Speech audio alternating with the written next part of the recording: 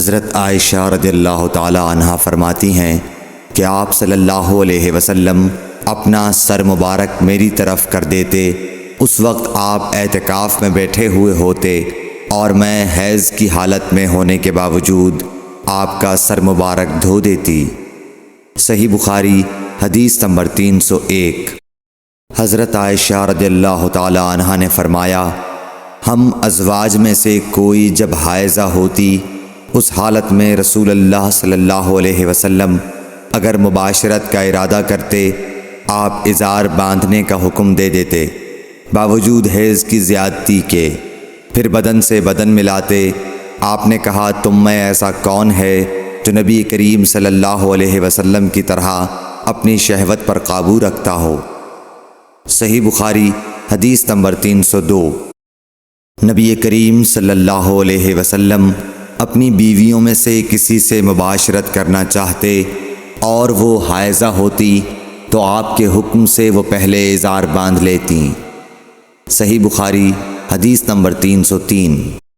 رسول کریم صلی اللہ علیہ وسلم عید الاضحیٰ یا عید الفطر میں عیدگاہ تشریف لے گئے۔ وہاں آپ عورتوں کے پاس سے گزرے اور فرمایا، اے عورتوں کی جماعت، صدقہ کرو، کیونکہ میں نے جہنم میں زیادہ تم ہی کو دیکھا ہے۔ انہوں نے کہا، یا رسول اللہ صلی اللہ علیہ وسلم، ایسا کیوں؟ آپ نے فرمایا کہ تم لعن طعن بہت کرتی ہو اور شوہر کی ناشکری کرتی ہو، باوجود عقل اور دین میں ناقص ہونے کے میں نے تم سے زیادہ کسی کو بھی ایک عقل مند اور تجربہ کار آدمی کو دیوانہ بنا دینے والا نہیں دیکھا۔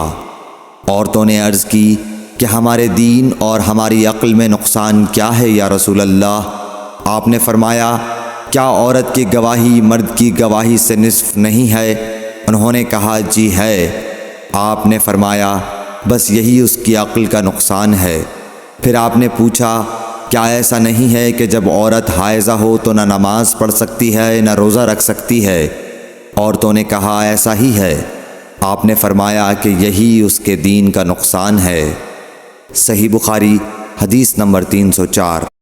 حضرت عائشہ رضی اللہ تعالی عنہا نے فرمایا کہ ہم رسول اللہ صلی اللہ علیہ وسلم کے ساتھ حج کے لیے اس طرح نکلے کہ ہماری زبانوں پر حج کے علاوہ اور کوئی ذکر ہی نہ تھا۔ جب ہم مقام صرف پہنچے تو مجھے حیض آ گیا۔ اس غم سے میں رو رہی تھی کہ نبی صلی اللہ علیہ وسلم تشریف لائے۔ آپ نے پوچھا، کیوں رو رہی ہو؟ میں نے کہا، کاش میں اس سال حج کا ارادہ ہی نہ کرتی۔ آپ نے فرمایا، شاید تمہیں حیض آ گیا ہے۔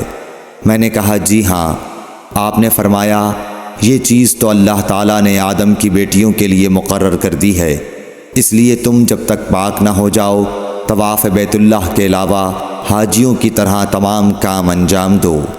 صحیح بخاری حدیث نمبر 305۔